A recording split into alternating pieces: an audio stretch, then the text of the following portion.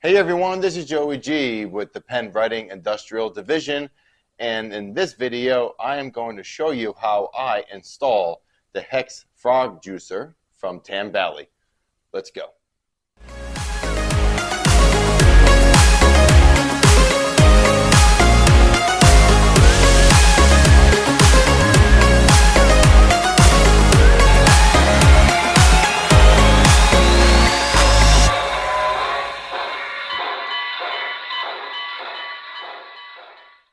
So it's been a couple of weeks since I have done anything on the layout, and finally I am able to knock out some wiring projects. Wiring is not my specialty.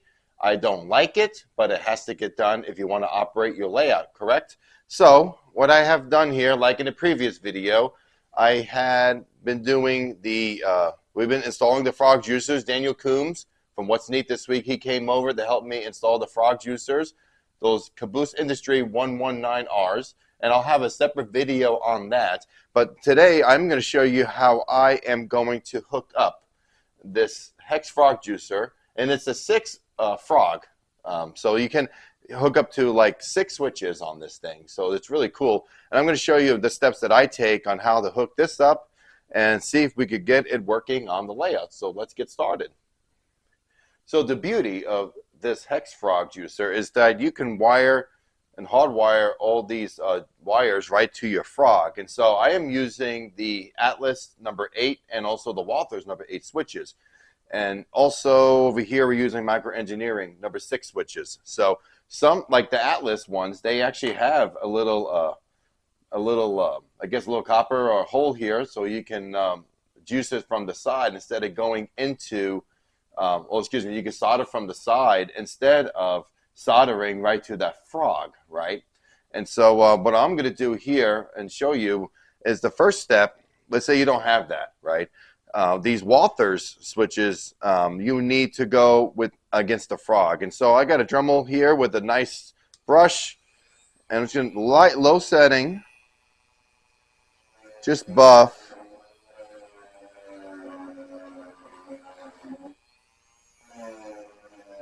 Just buff the frog a little bit to get it prepared for the solder. And that should be good enough, I think.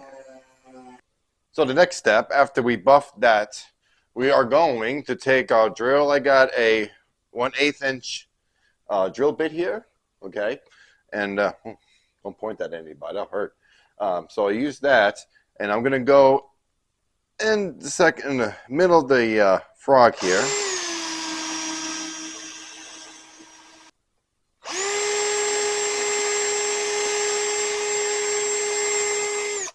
And it fits perfect in between these ties. So you want a 1/8 bit, that will work, okay? And so what we're going to do here is I'm going to vacuum this out, and then we're going to get a little piece of rail or a little stick or maybe a piece of brass or something like a tube of brass, and we're going to go through here, right, and go through that, and that way we can start that hole.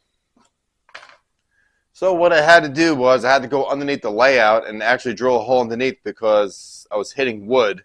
So now I was able to do that. So now this piece of rail could go all the way through. Right, there we go. Clean it out a little bit if you need to.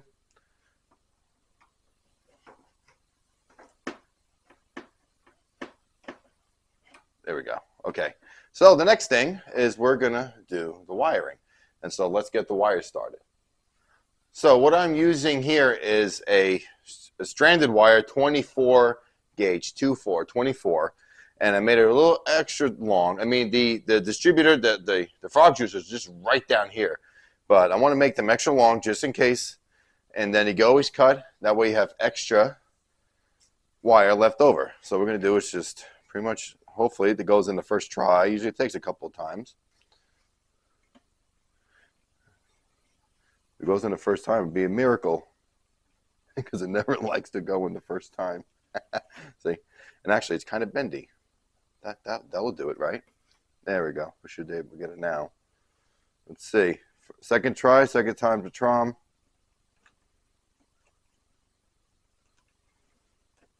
There we go. All right, we got it.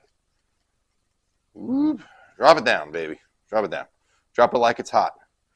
All right. So what we're going to do next is that I got a 300 watt Max Weller soldering iron, and it's a nice one. This is the one where you can adjust the temperature from 1 to 5. It's a really nice one here. And so what we're going to do is we're going to add a little bit of flux. I just take a little bit of flux here, and I put it on the side of the frog that we buffed out, right? And so also what I do have is the spring back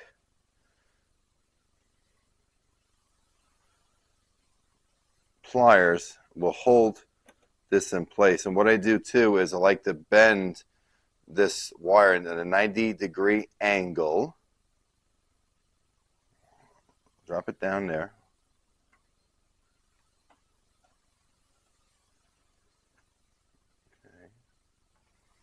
Okay, so you can use pliers or anything, so I use just a little pick here.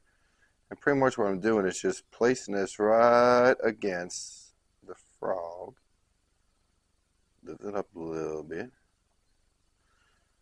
There we go. We'll do that.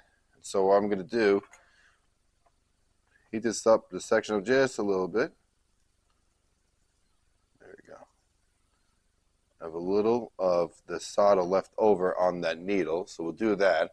And so I'm going to take a little bit of soldering wire, a little bit of solder here, just a dab, not much, just enough so it holds it, but you don't want to, oop, and sometimes it falls down, and it's okay. Lift it back up. I do have these pliers, and I can't find them actually. There we go.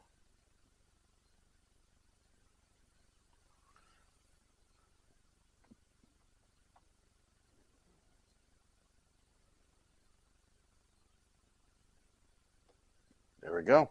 And that's it. That's all we do. Okay? And then I have this sponge here, right? This is a copper sponge, and it's really good to clean off the excess solder. And so you want to scrape it off so you keep this needle clean. And see, it cleans it right off. Nice and sort of shiny, if you can see that. And this thing is solid. It's hooked up. So the next thing is to hook it up to the actual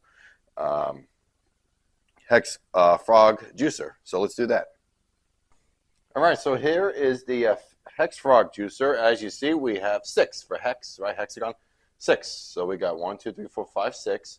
So I have 6 crossover switches. So this whole thing is going to be taken care of. It's going to take care of the crossovers here. And so what I'm going to do is we'll take a flat screwdriver. Here we're going to move. I'm going to put this as the second one actually. There we go. Listen to that. I already cut this and spliced it a little bit, so we're good there. Stick it in. Oop, we're in the wrong one. Silly me. Ah, there we go.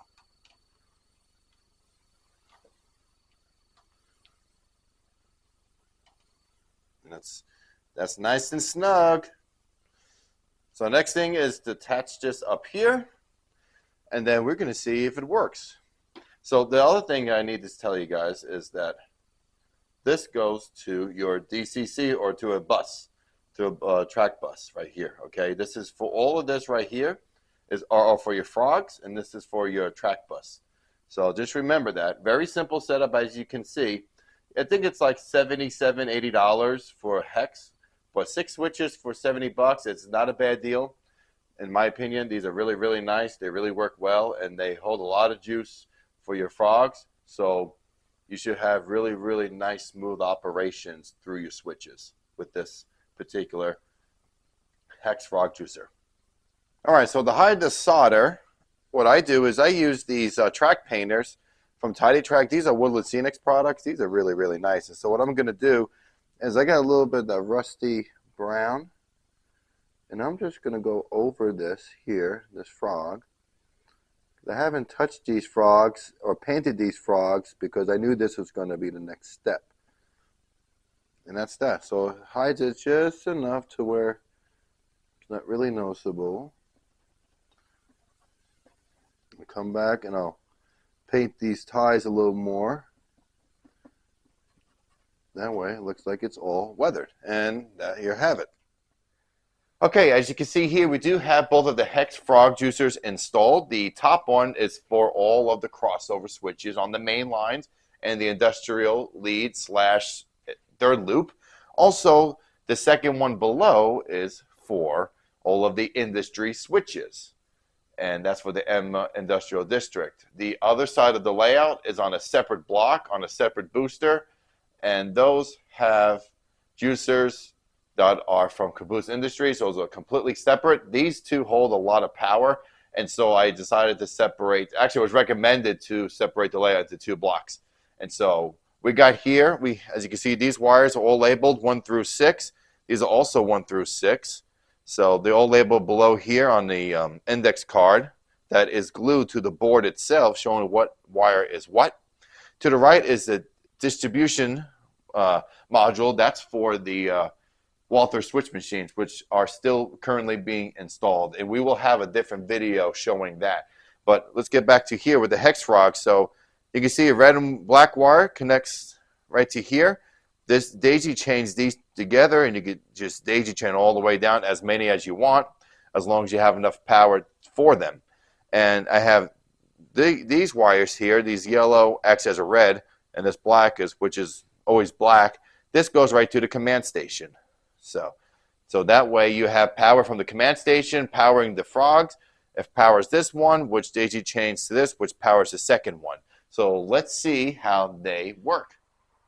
All right, so now we do have a train coming on the middle track. We're going to go from the middle to the outside and back to the middle just to check out the crossovers and see how well they do here.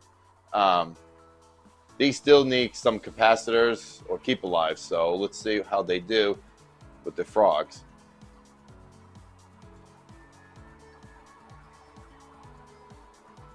And let's see how my rolling stock does too.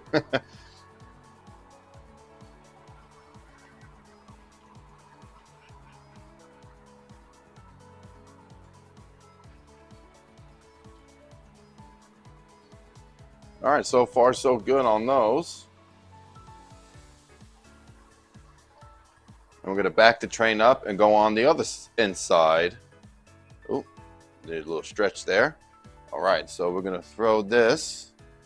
Let's get these all just straightened before I forget what to do here. Okay, forget to do it later on. All right, let's reverse the train back. And let's see how it rolls. Maybe we won't need any movie magic. We'll just see what it does here. And I mean more for the cars, not the railing. But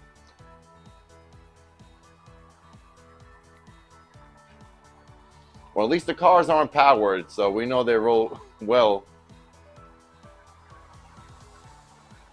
All right. Have a piece of dirty track over there. That wasn't the frogs, so. All right, awesome.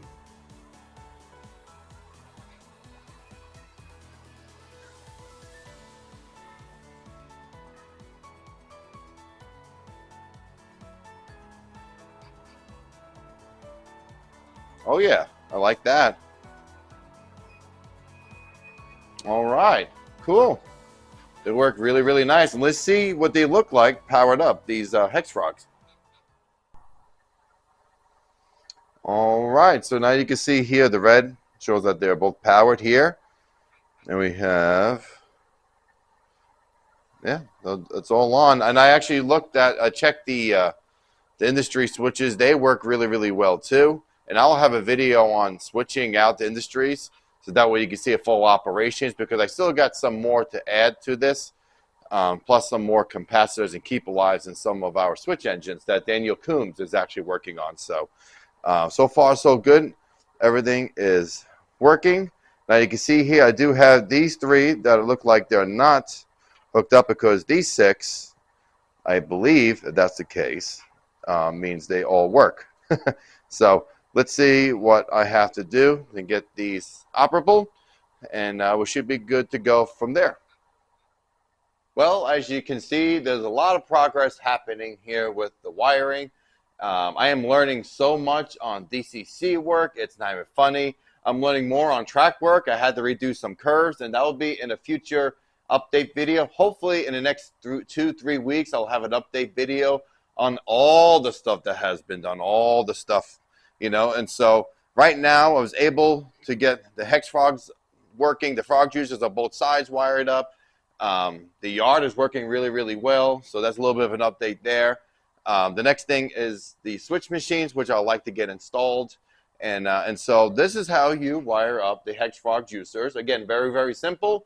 Little bit of work with soldering and a little bit of wiring know-how, but very, very simple. So if you guys want something like this on your layout, I totally recommend it because this is an investment in the future. This won't be the last layout. And so the great part is all of the stuff I'm doing now will go towards a future layout. And so I'm looking forward to that as well. And some of the hard work will already be completed, working and learning on this layout, the Penn Reading Industrial Division. On that note, I'm going to run this train around the layout and see what happens. You guys take care, and I will see you for the next few videos, which will show some how-tos on some more wiring DCC work, including an update on the layout itself. You guys take care. And now, got a horn. Cool.